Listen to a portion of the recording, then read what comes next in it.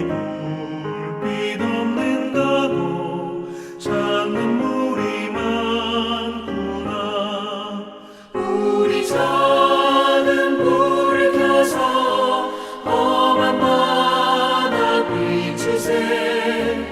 물에 빠져 헤매느니 건져내어 살리세.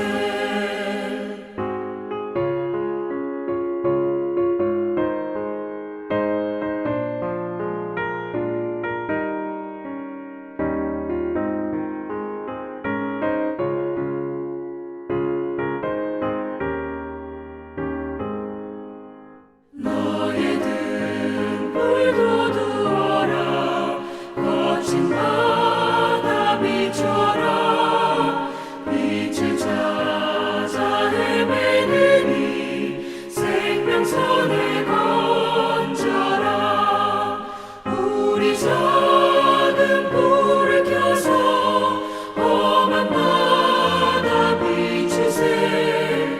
물에 빠져 헤매느니 건져내어 살리세.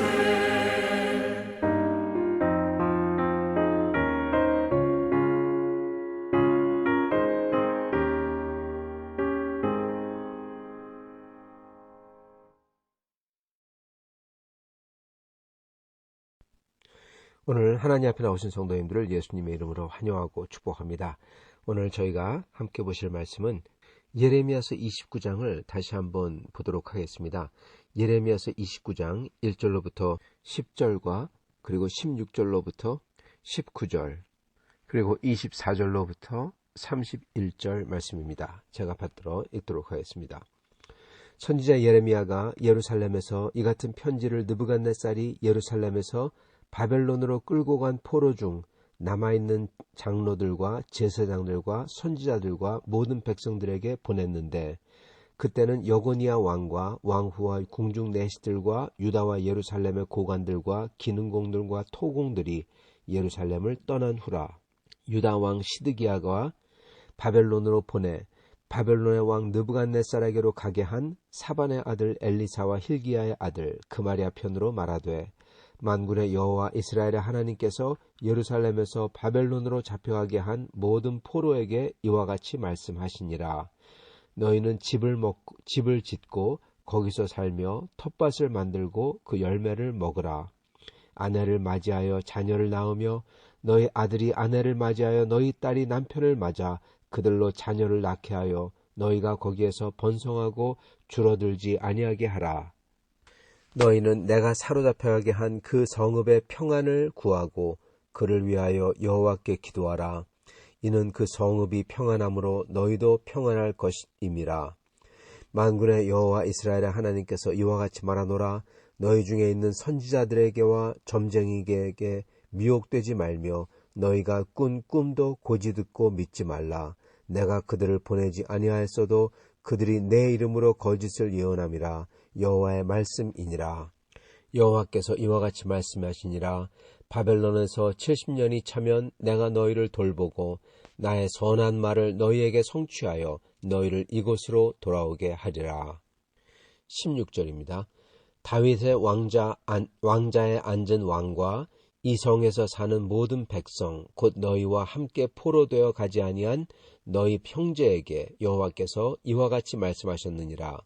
만군의 여호와께서 이와 같이 말씀하시되, 보라, 내가 칼과 기근과 전염병을 그들에게 보내어 그들에게 상하여 먹을 수 없는 몹쓸 무화과 같게 하겠고, 내가 칼과 기근과 전염병으로 그들을 뒤따르게 하며 그들을 세계 여러 나라 가운데 흩어 학대를 당하게 할 것이며, 내가 그들을 쫓아낸 나라들 가운데에서 저주와 경악과 조소와 수모의 대상이 되게 하리라. 여호와의 말씀이니라. 너희들이 내 말을 듣지 않았기 때문이니라. 내가 내 종 선지자들을 너희들에게 꾸준히 보냈으나 너희는 그들의 말을 듣지 않았느니라. 여호와의 말씀이니라. 24절입니다. 너는 느엘람 사람 스마야에게 이같이 말하여 이르라. 만군의 여호와 이스라엘의 하나님께서 이와 같이 말씀하여 이르시되 네가 네 이름으로 예루살렘에 있는 모든 백성과 제사장 마아세야의 아들 스바냐와 모든 제사장에게 글을 보내 이르기를 여호와께서 너를 제사장 여호야다를 대신하여 제사장을 삼아 여호와의 성전 감독자로 세우심은 모든 미친 자와 선지자 노릇을 하는 자들을 목에 씌우는 나무고랑과 목에 씌우는 쇠고랑을 채우게 하시며거늘 이제 네가 어찌하여 너희 중에 선지자 노릇을 하는 아나돗 사람 예레미야를 책망하지 아니하느냐. 그가 바벨론에 있는 우리에게 편지하기를 오래 지내야 하리니 너희는 집을 짓고 살며 밭을 일구고 그 열매를 먹으라 하셨다 하니라. 제사장 스바냐가 스마야의 글을 선지자 예레미야에게 읽어서 들려줄 때 여호와의 말씀이 예레미야에게 임하여 이르시되 너는 모든 포로에게 전언하여 이르기를 여호와께서 느엘람 사람 스마야를 두고 이같이 말씀하셨느니라. 내가 그를 보내지 아니하였거늘 스마야가 너희에게 예언하고 너희에게 거짓을 믿게 하였도다. 아멘. 네, 오늘 말씀에서는 이 예레미야서 29장에 있는 이 뒤에 있는 배경에 대해서, 역사적인 배경에 대해서 대체 어떻게 지금 상황이 돌아가고 있길래 이 편지가 이렇게 되었는지 여러분에게 말씀을 드리고, 그 다음에는 여기서 나오는 핵심 이슈인 누구 말을 들을 것인가, 이거에 대해서 여러분과 같이 나누도록 하겠습니다. 누구 말을 듣는다는 것은 과연 예레미야의 말을 들을 것인가, 아니면 다른 제사장의 말을 또는 선지자의 말을 들을 것인가, 이건데 대체 그 기준이 무엇인가, 이거에 대해서 같이 여러분에게 말씀을 전하고자 합니다. 현재 이 예레미야서 29장은 어떻게 보면 이 남유다가 바벨론으로 포로로 잡혀가는 과정 속에서 어떻게 보면 이 중간 단계쯤에 있는 상황입니다. 즉 아직 어떻게 보면은 소망이 남아있는 단계라는 겁니다. 완전히 멸망당하지 않은 단계. 그렇기 때문에 어떻게 보면 뒤돌아갈 수 있고, 어떻게 보면은 완전히 망하는 것을 막고 회개만 하면은 그렇게 쏠 수 있는 단계인데, 거기서 이 사람들이 회개를 안 하는 거죠. 그렇기 때문에 이제 마지막 멸망으로 치닫고 있는 것입니다.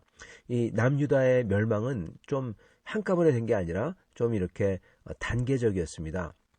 그래서 그걸 좀 설명하고자 하는 거고요. 그래서 그 속에서 오늘 예레미야가 이 편지를 써서 잡혀간 사람들에게 편지를 써서 보내고, 그리고 남유다에 남아있는 사람들에게 그들에 대한 말씀을 전하고, 그리고 잡혀간 사람들 중에서 그 편지를 들은 사람이 높은 사람이겠죠. 그 사람이 노발대발하면서 편지를 다시 예루살렘에 있는 제사장에게 쓴 겁니다.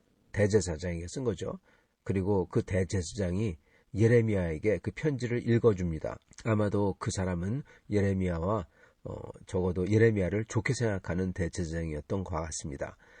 그거를 듣고 나서 하나님의 말씀이 딱 말씀하시죠. 이건 거짓 선지자다. 거짓을 예언하게 했도다. 딱 그렇게 말씀하십니다. 그래서 오늘 말씀은 과연 어떻게 뭘 보고 뭐가 하나님의 말씀인 줄 알 수 있을까, 이겁니다. 자, 그래서 이거를 이해하기 위해서는 먼저 좀 이 역사적인 뭐가 들어가고 있는지 역사적으로 그걸 갖다 봐야 됩니다. 바벨론의 침공은 한 번에 침략해서 무너뜨리고 그런 게 아닙니다. 어떻게 보면은 바벨론에 의하여 이 남유다가 무너지는 것은 이미 아수르 때부터 시작했다고 해도 과언이 아닙니다. 예전에는 아람이 계속 괴롭혔지만은 그 다음에는 아수르가 이 중동의 패자가 되면서 침략하죠. 거의 다 아수르가 다 이 유다를 다 쑥대밭으로 만들고 예루살렘만 놔둡니다. 그게 히스기야 때죠. 히스기야 왕 때. 그래서 그 후에는 히스기야 왕이 애굽하고 동맹을 맺으려고 합니다. 그거를 아주 극적으로 반대를 하죠. 선지자 이사야가 아주 극적으로 반대를 하죠. 근데 애굽하고 동맹을 맺었는데 그 애굽이 처참하게 아수르한테 패하죠. 그래서 히스기야는 혼자서 아수르를 이겨내야 됐었고, 그리고 이깁니다. 그런 다음에 바벨론의 사자가 찾아오죠. 즉 바벨론은 아수르하고 반대하는 세력인 겁니다. 그래서 히스기야는 그 바벨론과 손을 잡고 바벨론에게 자기 무기고에 있는 걸 다 보여줬다, 이렇게 얘기합니다. 그래서 벌써 히스기야 때 어떻게 보면은 이 바벨론과 이 친화적이고 동맹을 맺습니다.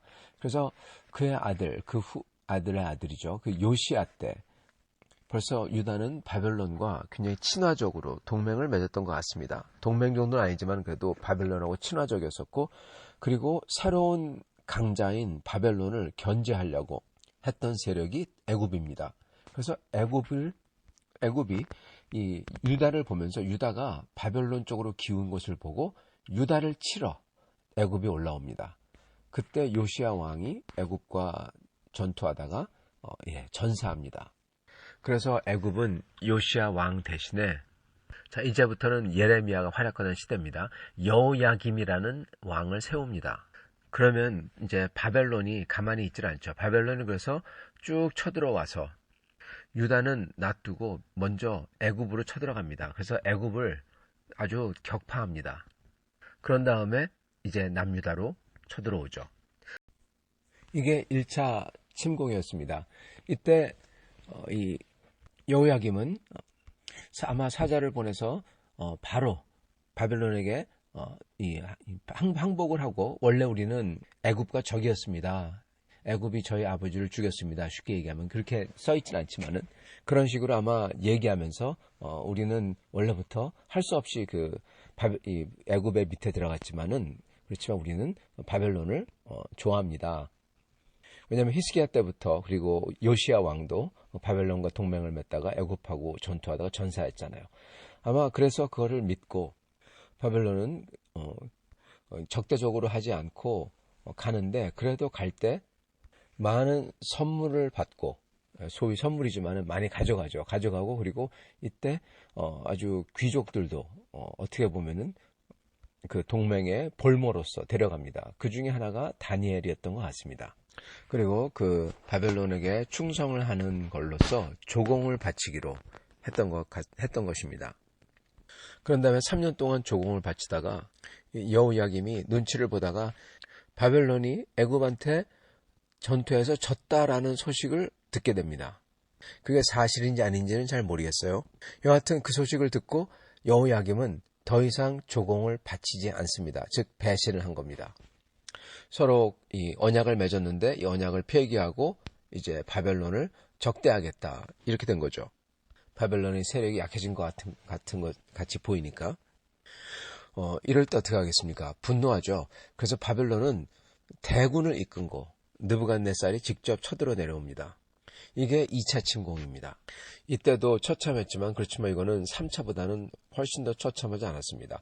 왜냐하면 그렇게 쳐들어오고 그랬을 때 이미 그 예루살렘 안에서는 선지자 예레미야도 전했고 항복해야 된다고 했고 바벨론을 등지면 안 된다고 계속 예언을 했는데 그것을 등졌잖아요. 그래서 그 속에서도 굉장한 갈등이 있었던 것 같습니다. 그래서 바벨론이 예루살렘을 포위했을 때 정확히 기록에는 안 나오지만은 선지자 예레미야가 예언하기를 성 밖에 내던져서 참혹하게 죽겠다, 이렇게 예언했거든요. 그리고 그게 이루어졌다고 합니다. 즉 이 말은 성 안에서 누군가가 바벨론에게 죽기 싫으니까 왕을 잡아서 죽여서 던진 겁니다. 어쩌면 이거는 귀족 세력인지도 모르겠습니다. 그래서 그렇게 던져서 성 밖으로 던진 후에 그의 아들 여호야긴을 왕으로 옹립합니다. 힘이 없는 왕이죠. 그 다음에 성문을 엽니다.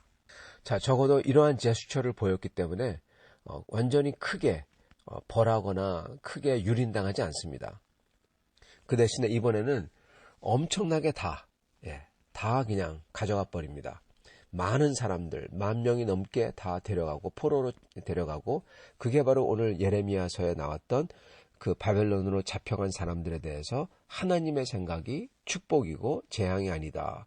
너희는 거기서 아들, 딸을 낳고 결혼해서 또 그 아들, 딸이 결혼해서 또 자녀를 낳고 그렇게 해라. 명령하시죠. 바로 그 포로들이 바로 이번에 잡혀간 사람들인 겁니다. 특히 이번에는 기능공들, 뛰어난 사람들을 다 잡아갑니다. 그리고 가져가는 것도 완전히 성전에 있는 모든 기구들과 큰 바다라고 하는 놋대야와 항아리죠. 그리고 이 놋 기둥들, 이런 거를 전부 다 어떻게 가져왔는지 모르지만은 그 무지무지하게 무거운 것들을 다 가져갔다고 합니다. 그리고 여호야긴 왕 자신을 포로로 볼모로 끌고 가고, 그리고 그 자리에 시드기야라고 하는 여호야긴의 숙부되는 사람을 앉힙니다. 그리고 또한 예레미야는 그 남은 사람들에 대해서 그들은 하나님께서 벌하시고 흩으시겠다, 그렇게 예언을 합니다. 그리고 그게 사실이 되죠. 왜냐하면 그 시드기야 왕이 그렇게 바벨론을 섬기다가 시드기야가 또 반역을 합니다. 이번에도 바벨론이 애굽에서 전투에서 졌다라는 소식 같은 거 갖다 듣습니다. 그래서 시드기야가 반역을 하죠.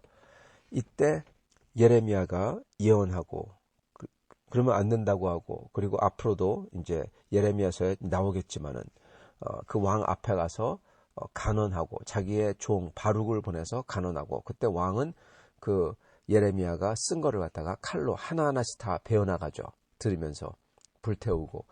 그래서 예레미야를 잡고 그를 가두고 옥에 하나 저 우물에 집어넣고 하는 그런 일들이 일어납니다. 그러나 적어도 시드기야는 바벨론이 쳐들어오면은 자기는 도망할 거다, 뭐 그런 소리를 갖다 하고 있었던 사람입니다. 그런데 시드기야는 반란을 하고, 그 소식을 듣는 바벨론은 이번에는 정말 그냥 가만히 놔두면 안 되는 거죠. 이런 반란을 대군을 이끌고 와서 포위를 합니다. 그 포위를 하는데 그때 정말 참상이 일어나죠. 소위 아이를 잡아먹고 그런 일들이 일어났던 겁니다. 완전히 굶으니까요.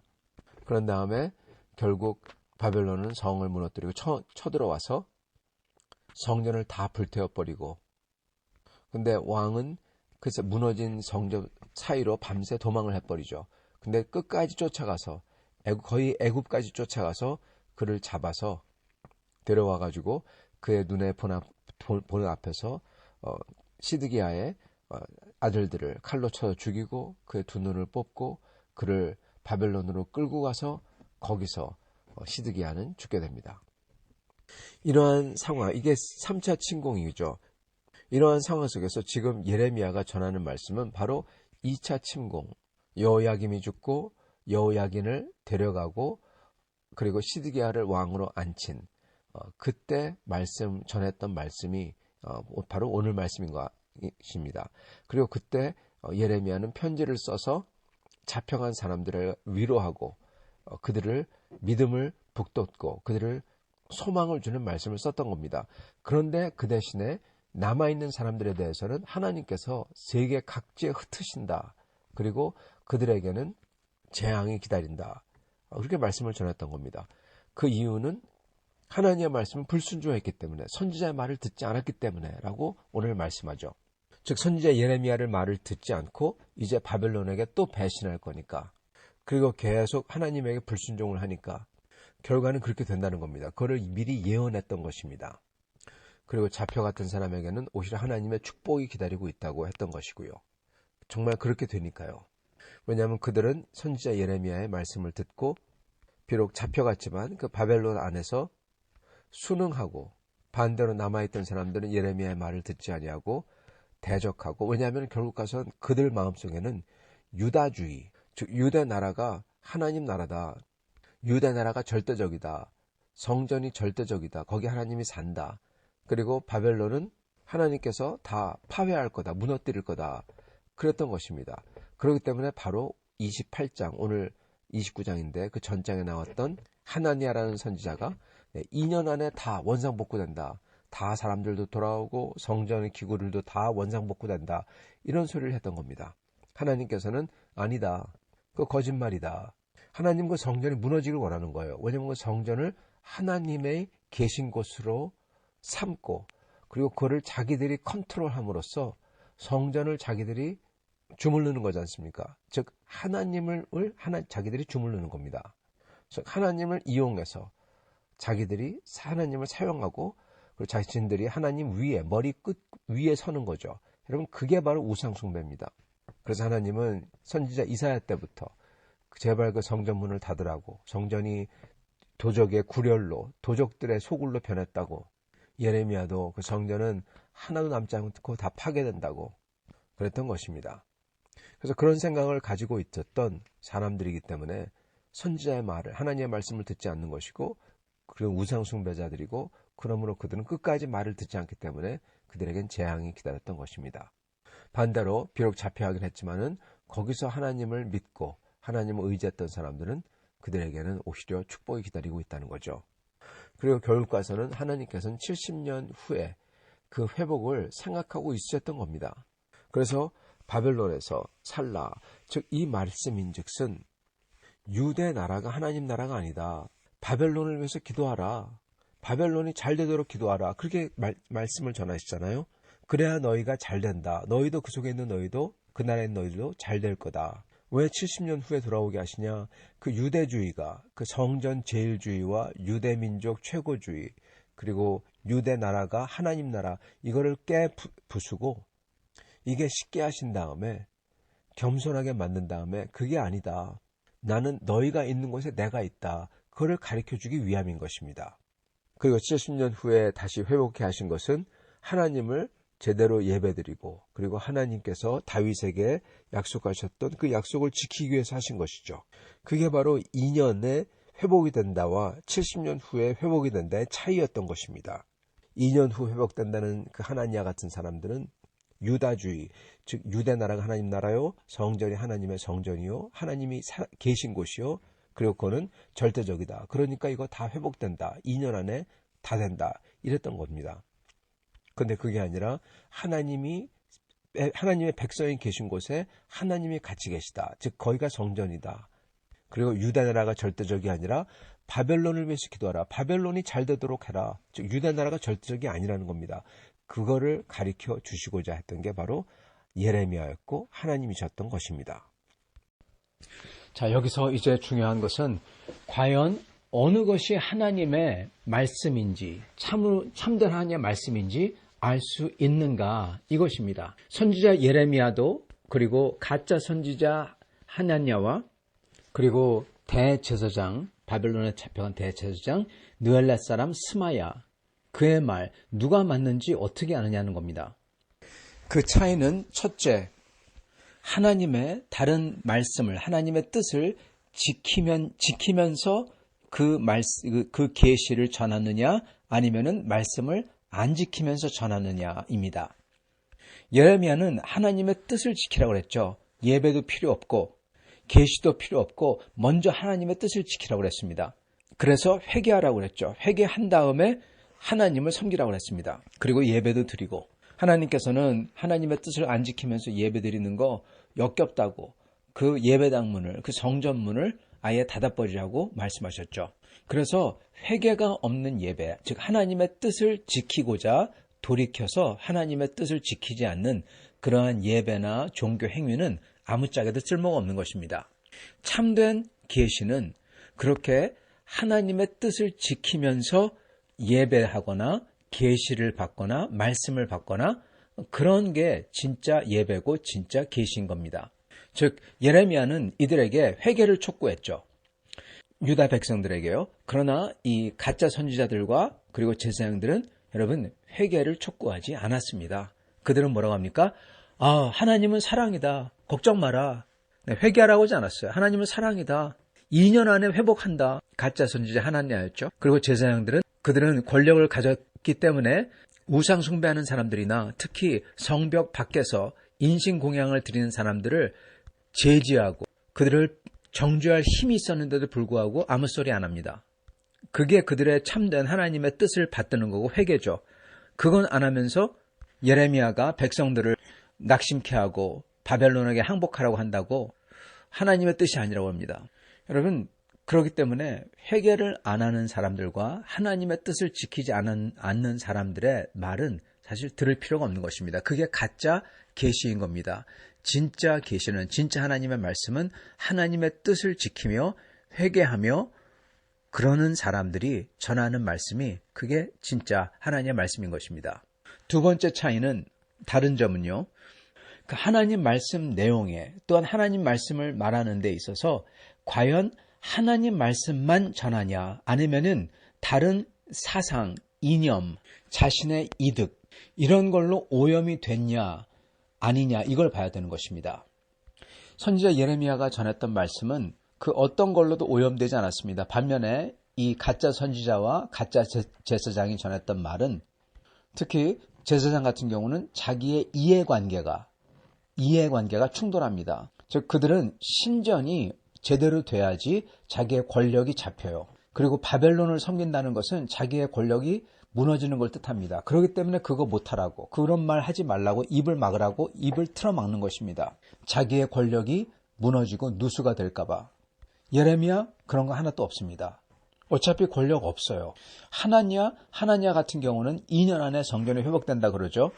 그 사람은 거기에는 유대주의, 즉 유대 왕국이 하나님 나라고 외국인들, 바벨론이나 로마든 간에 다 하나님의 적이니까 그들을 쫓아버려야 되고, 그리고 하나님의 성전이 하나님의 집이다. 이런 유대주의, 이런 이념이죠. 이런 게 스며들어왔던 거, 이걸로 오염이 됐던 겁니다. 자, 이념으로 오염이 됐고, 그리고 이해관계로 오염이 된 메시지였던 것입니다. 암만 거룩을 외쳐도, 하나님을 섬긴다고 주장을 하더라도 진정한 하나님의 뜻을 섬기는 것 없이, 회개 없이, 또는 이념의 오염 없이 된 것이 정녕 하나님의 말씀이지, 이러한 사람들의 말은 계시가 아니었던 것입니다.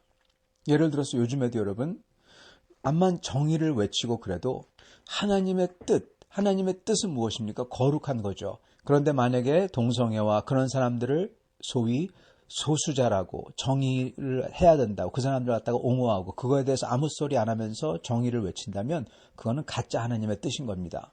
정의라고 말하지만 결국 가서는 그런 사회주의 아이디어가 들어오는 거죠. 이념으로 오염이 되는 거죠. 진짜 하나님의 뜻은 거룩을 유지하고 하나님의 거룩하심과 그리고 예수 안에 있는 소망을 보이는 게 하나님의 뜻이죠. 근데 그렇게 문화가, 교회가 소돔과 고모라법이나 또는 사회주의로 오염돼 가는데 그거에 대해서 아무 소리 안 하고 정의만을 외치며 그게 하나님의 뜻이라고 하는 것은, 그거는 여기에 나오는 예레미야에 나오는 그러한 거짓 선지자들과 똑같은 것입니다. 하나님의 뜻이 먼저 집행이 되는가 하면서 저희는 하나님의 말씀을 받아야 되는 것입니다. 그리고 세 번째는 계시 자체에 대해서입니다.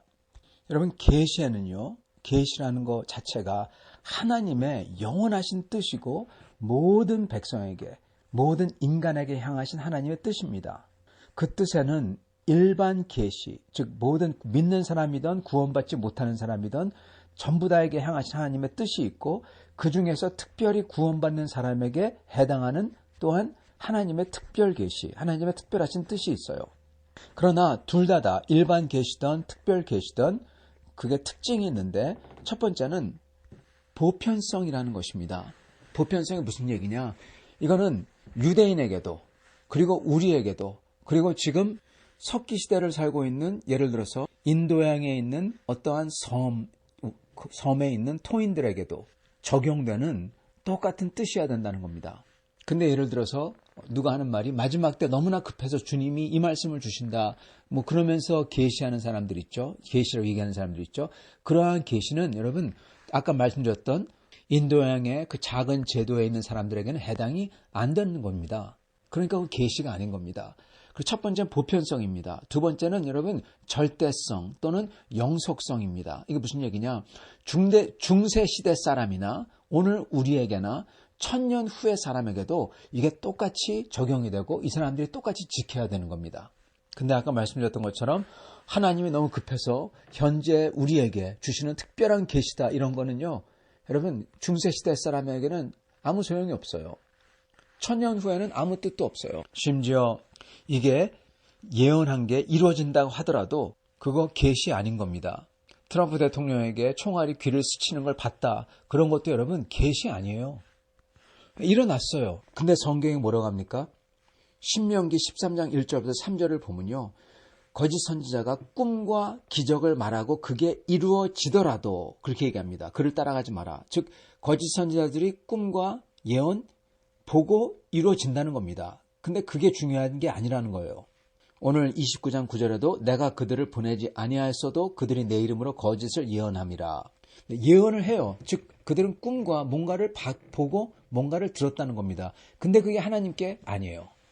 그렇기 때문에 총알이 트럼프 대통령 귀를 귓볼을 스치고 지나가는 걸 봤다고 하더라도 so what? 그거 아무 소용없어요. 그거 계시 아닙니다. 그거는 그 사람에게 주신 하나님의 특별한 은혜이자 또한 위로입니다. 그러나 그거는 모든 사람들에게, 즉 일반성이나 즉 이 보편성이나 또는 이 천년 후에도 중요한 거, 그게 아닙니다. 보편성이나 절대성 또는 영속성이 없다는 겁니다. 그러고는 계시가 아닙니다. 계시는 오늘 예레미야 선지자의 말씀은 저희가 회개하고 돌아와야 되고, 그리고 하나님께서 바벨론에게 넘겨줄 때 그것을 따라서 거기 간 데에서 바벨론에서 바벨론을 위해서 기도하고, 그리고 거기서 주님을 따라 섬겨야 된다. 그것은 천년 후에도 똑같은 말씀입니다. 하나님의 뜻이에요.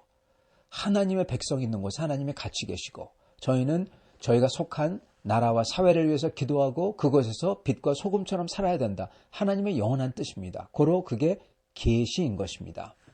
그러나 이 거짓 선지자와 거짓 제사장의 말은 유대 민족주의에 기입해서 그거를 외치며 바벨론을 위해서 기도해야 된다 그러면은 아주 싫어하죠. 그거 하나님의 뜻 아닙니다. 계시가 아니라는 것입니다.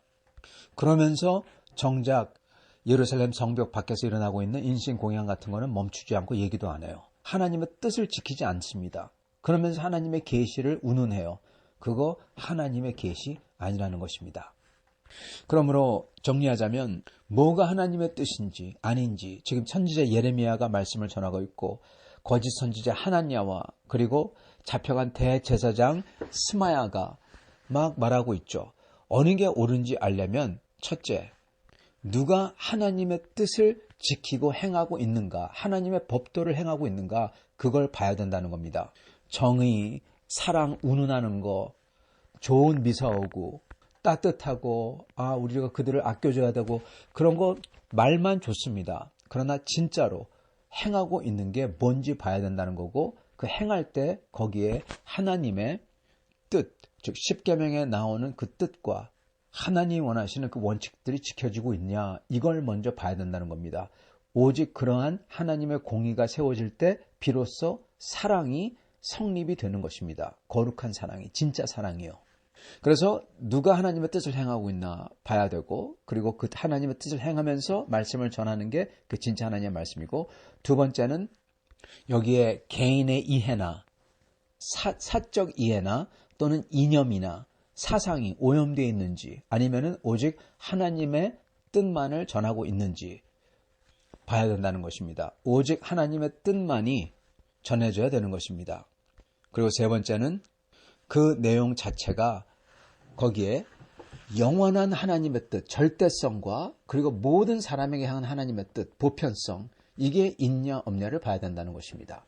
그게 없으면 암만 그게 내일 일어나는 일을 기막히게 맞췄다 하더라도 아무 쓸모가 없고, 오히려 그것은 사단 마귀에서 온 것일 수 있고, 그리고 그게 설령 하나님에게 왔다고 하더라도 그것은 그 개인만을 위한, 그 개인에게 하나님이 주신 그 당시 그때만을 위한 위로라는 것입니다. 모든 사람에게 영속성을 띤 하나님의 계시는 아니라는 거예요. 그렇다면 그 사람은 그것을 듣고 다른 사람에게 막 떠들고 다니면 안 되는 겁니다. 영속성도 없고 보편성도 없거든요. 자기만을 위한 거죠, 고로. 그렇기 때문에 저희는 이 세 가지를 보고 뭐가 진짜 하나님의 뜻인지 알 수가 있는 것입니다.